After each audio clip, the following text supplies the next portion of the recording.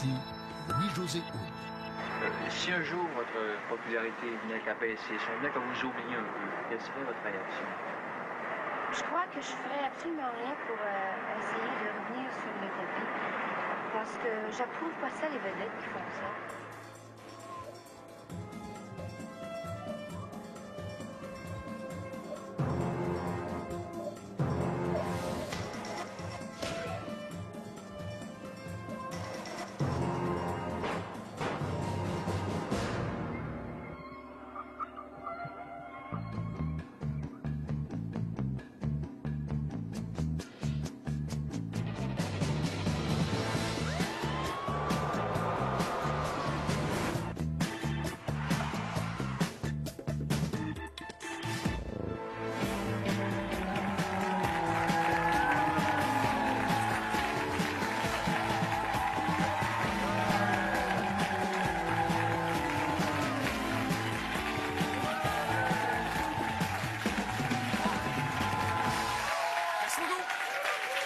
Merci beaucoup, bonsoir, bienvenue à Ici Louis-José Hood. On s'excuse pour le titre de l'émission, c'est la faute de ma mère. On a plein de choses aujourd'hui. On commence avec Stephen Harper, qui nous parle des grandes choses psychologiques. Monsieur Duceppe, qui parle des grandes choses psychologiques. Psychologiques. Moi, ce que j'aime, c'est qu'il ajoute comme si c'était correct. Non, psychologique, oui. C'est quoi ça swik? Plaque à la sauce. Moi, il y a des mots en anglais que je maîtrise pas, mais je fais pas croire que je l'ai. Yeah, I went to scuba diving. You know, water, scuba diving, scuba diving. We had a lot of the pleasure. Des fois, la phrase est claire, c'est l'intention qui est floue. T'as pas d'objection à ce qu'on mange dans la cuisine? Mais voyons. T'as pas objection à ce qu'on mange dans la cuisine. Parce que d'habitude, tu manges en locker, hein? Tu couches en sécheuse. Autant que tu flushes le divan pour avoir pissé dessus, pas de trouble. Des fois, les gens s'expriment très bien et c'est très cohérent. Le problème, c'est le parapluie. C'était la pratique répandue avec les bandes de rue qui maintenant se sont mis à l'arme de poing pour ainsi dire au revolver. Vous voyez, ça va très bien. Mon Dieu, quelle brutalité. Mon pauvre Alexandre. On y reviendra, je jette un œil là-dessus, Pascal.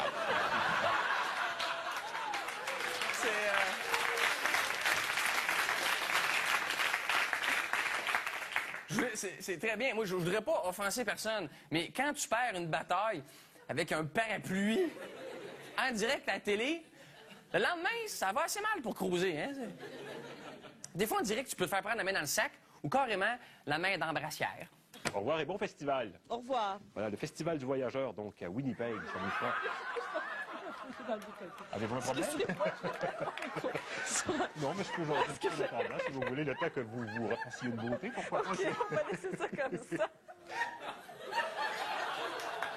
Je voudrais pas offenser personne, mais quand tu te fais prendre la main d'embrassière en direct à la télé, le lendemain, ça va assez bien pour cruiser.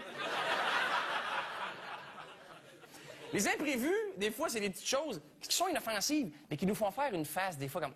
Oh, cette face-là, ça, c'est ma face d'imprévu. Oh, comme... L'extrait qui s'en vient, ça fait faire un... Oh... C'est René Lévesque qui interviewe un monsieur centenaire puis qui fume à 2 pouces de la face. Écoutez, vous avez... Je fais tellement bien de longueur.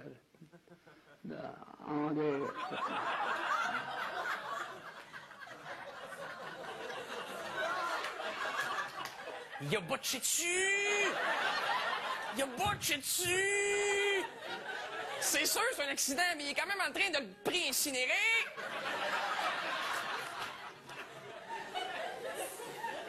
Comme un extrait, on va aller voir un extrait des coqueluches. Les coqueluches qui, dans ce qui s'en vient, reçoivent un groupe de veuves. Dans le public, il y a un groupe de veuves. Mais l'animateur se trompe un peu en les présentant. On a des gens assez spéciaux. On a un groupe de petites veuves de Montréal. C'est vrai, ça? Les veuves de Montréal. Les veuves de Montréal? Tu sais, s'il y a des fermières, mettons, puis tu te trompes, tu dis, ah, les petites fermières, bon, OK. Mais si c'est des veuves, tu dis pas des petites veuves! Maintenant, pour alléger le tout, on va aller à notre nouvelle capsule qui s'appelle « Où est Grégory? »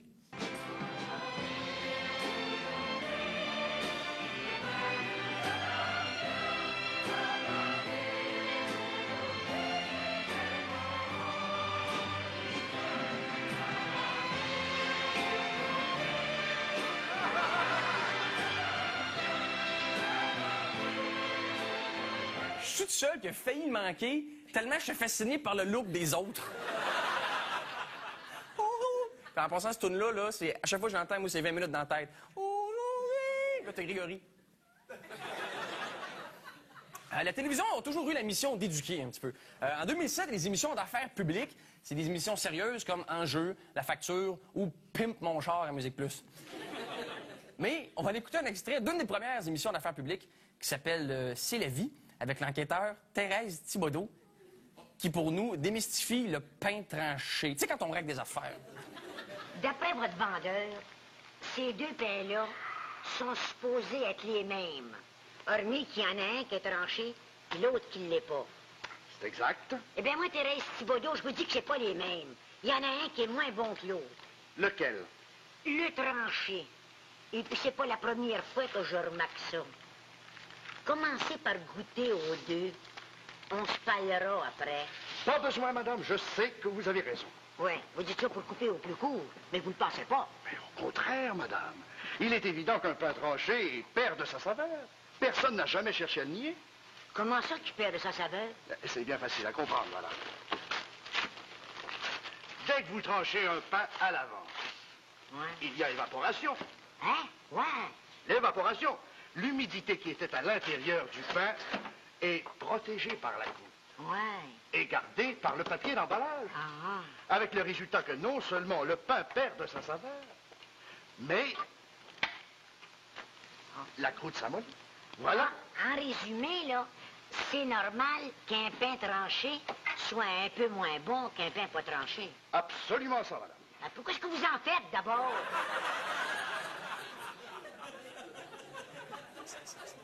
Ça dure 8 minutes, ça finit avec « Pourquoi vous en faites, d'abord? » Merci d'être encore là, tout le monde. Hein? Je sais que c'est un peu long.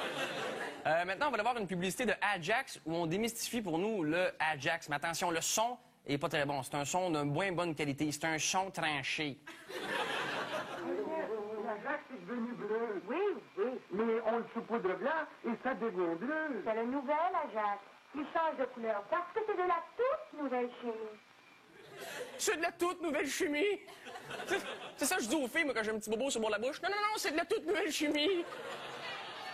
Hey, on revient dans 2 minutes. Hey.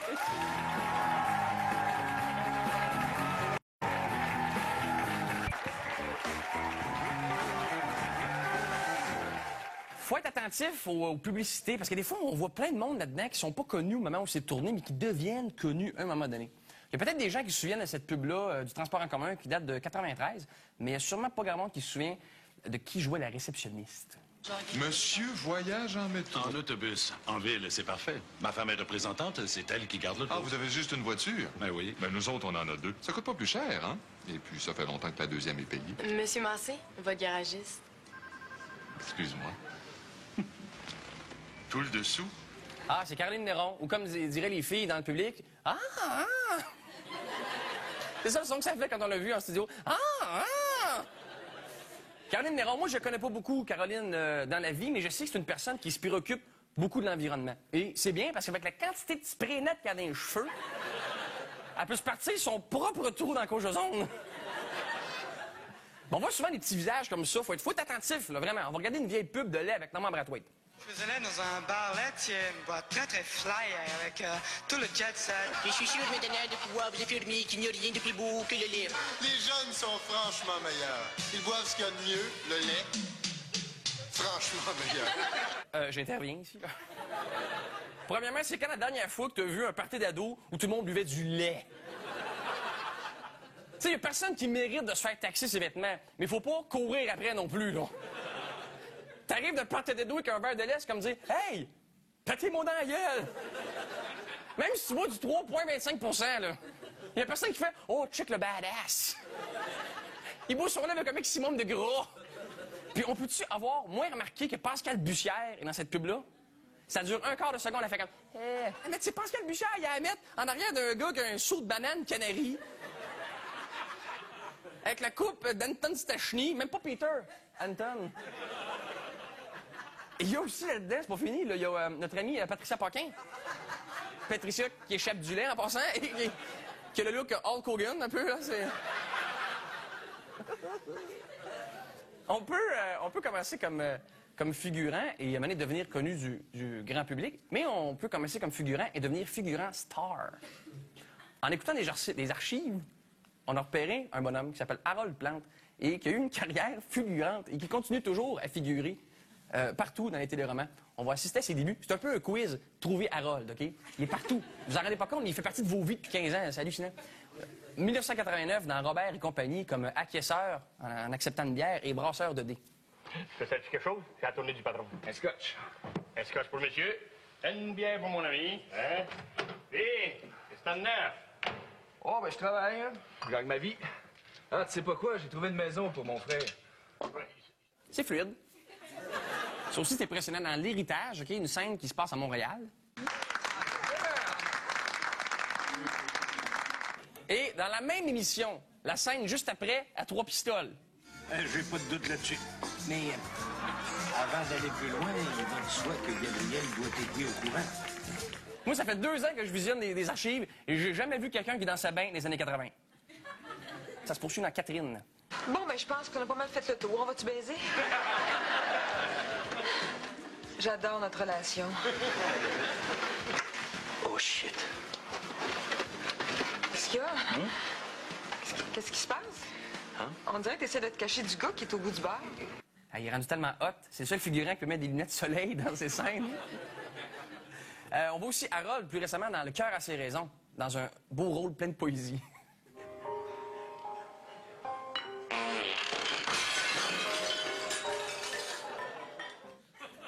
Ça fait des journées de travail bizarres, hein? Ça fait aujourd'hui, ben là, j'étais assis dans le restaurant, le gars pétait, la table tombée, on a dit pas dans le ballon. Et finalement, l'accomplissement. Le premier rôle parlé dans L'or et le papier. Hey! C'est pas un chantier ici, qu'est-ce que c'est que ça? J-Proc. J-Proc, mesdames et messieurs. Bravo, Harold. On revient dans 2 minutes avec Michel Richard.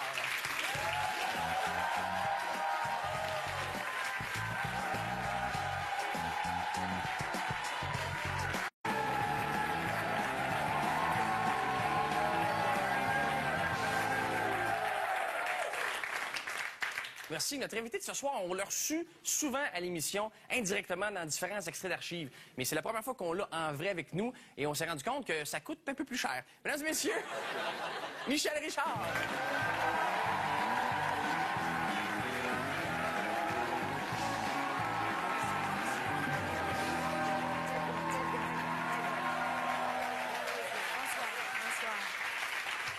C'est ça, toi, que ça coûte un peu plus cher. Je suis pas supposé savoir ça. Je me suis informé. T'es dans... Ah bon, bien sûr. T'es dans le secret des dieux, alors. Est-ce que Michel Richard est encore nerveuse parfois? Est-ce qu'il y a un contexte dans le showbiz avant une prestation, avant une émission de télé, ou encore on palpe?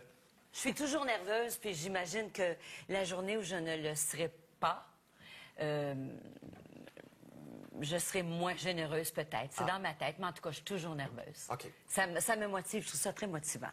Très motivant. Je disais en vous présentant qu'on vous a joué souvent ici à l'émission dans différents extraits. Il y a un extrait. Tu sais. Ah, pour vrai? Ben oui, ben oui. Ah oui? Ben OK. oui. On va commencer du bon pied. OK, d'accord. Right. Je disais qu'on t'avait reçu souvent à l'émission, indirectement, dans plein d'extraits. Je suis très au courant. Oui, je sais. Ça, il faut que vous sachiez, c'est contre notre gré, n'est-ce pas? Faut vivre avec. Oui, vous vivez bien avec en général. Oui, oui, bien sûr. Il y a un extrait qu'on a diffusé que je sais que vous avez plus ou moins apprécié parce que c'est un peu, on l'a diffusé un peu hors contexte.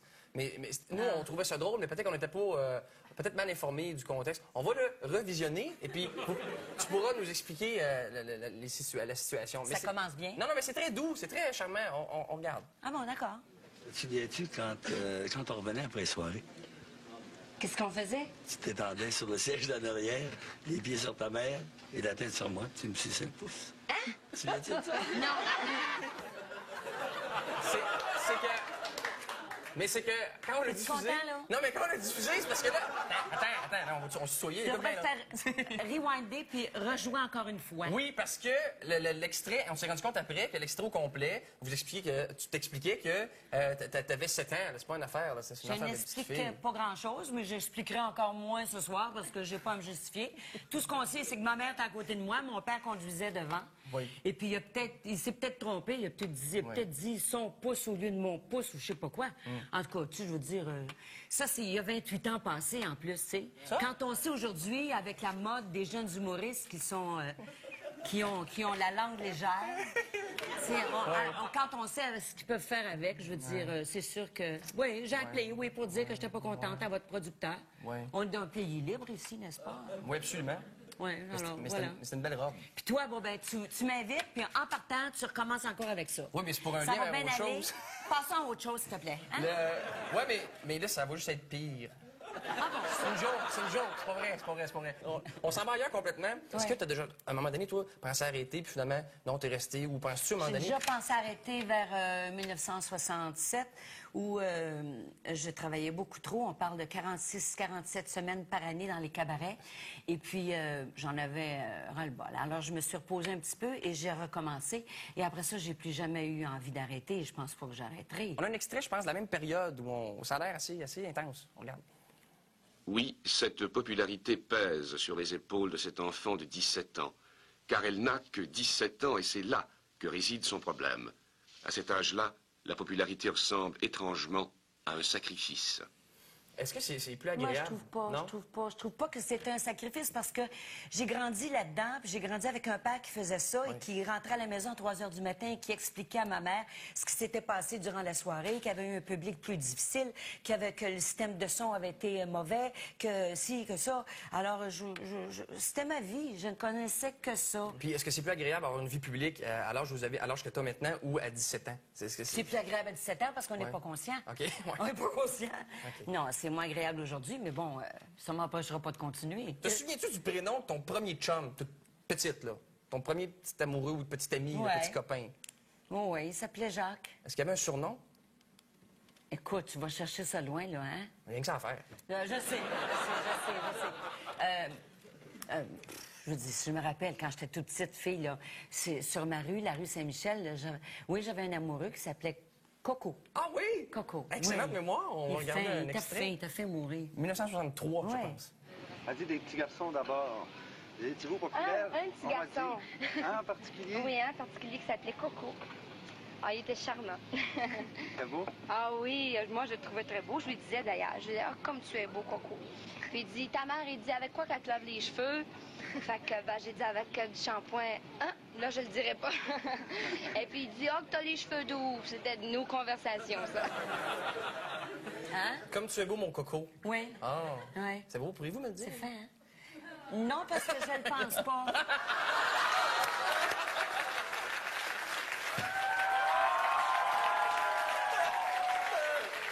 OK. Mais c'est un très beau lien avec la prochaine question. Est-ce que tu sens que les hommes ont eu peur ou ont peur de t'approcher ou de devenir l'ami, le copain, le chum de Michel Richard? Est-ce que c'est quelque chose... Peut-être plus maintenant, avec les années, mais au début, non. Non? Puis en cours de route, non. C'est avec le temps, ça, je veux dire. Tu sais, une vie, quand tu as une vie publique depuis tant d'années, 50 ans, et évidemment, ça grandit tout le temps et ça se nourrit et ça va tout seul. Ben oui, finalement. Mais je les respecte maintenant, les hommes qui se lèvent debout, qui viennent me parler, puis qui, comme toi, là, tu sais, tu t'es levé debout, puis tu viens me parler, là. Ben, je trouve quand même ça intéressant, tu sais, je veux dire, tu sais. Bon. Ouais. Dans l'extrait, s'il vous plaît, les amis. Vous êtes beaux, mes cocos. Dans l'extrait, vous avez les cheveux doux. Dans l'extrait, justement, ça parlait de cheveux doux. Et là, t'as la barbe douce. Merci. Dans l'extrait qu'on vient de voir, justement, la personne qui t'interviewait te demandait un peu la barbe. En fait, tu disais que ton coco te demandait avec quoi tu lavais tes cheveux. Puis déjà, on a vu que tu as évité de prononcer la marque du produit pour pas faire de publicité gratuite. Puis en visionnant les archives, je me suis rendu compte que c'est rare qu'on t'a vu faire de la publicité. Suis-je dans le champ? Ou as-tu à peu près... C'est assez rare, mais j'en ai fait quelques-unes, oui. OK. Mais là, tu me fais penser... Écoute, il faut que je te raconte la première fois que j'ai fait une publicité. Parce qu'à l'époque, on faisait des publicités, mais on faisait des publicités live, comme les shows live. C'est-à-dire que s'il y avait un commercial durant l'émission... On faisait le commercial live. Il n'était pas enregistré d'avance. Okay. Alors, j'étais avec mon père à Sherbrooke et il y avait un commercial de saucisses. Là, je ne sais pas si ça existe. Est-ce que ça existe encore, la belle fermière? J'espère que non. Je la connais personnellement, mais elle ne fait plus de saucisses. J'espère que non. Alors, moi, le dimanche après-midi, j'avais un commercial à faire avec mon père et on parlait des hot dogs et de la saucisse La Belle Fermière. Alors, il disait, regardez comme c'est bon, et même la petite Michel en raffole. Et là, j'avais sur le cue de la lumière rouge à prendre une grosse bouchée dans le hot dog et de en manger puis de montrer que c'était bon. Après ça, bon, ben, quand la lumière était fermée, je l'enlevais parce que, premièrement, je chantais après, parce que je voulais pas avoir rien de les dents, parce que, pour un tas de raisons. Bon. Fait que, cette journée-là, je me suis trompée. J'ai fait ça de même dans ma main, mais la lumière était pas fermée.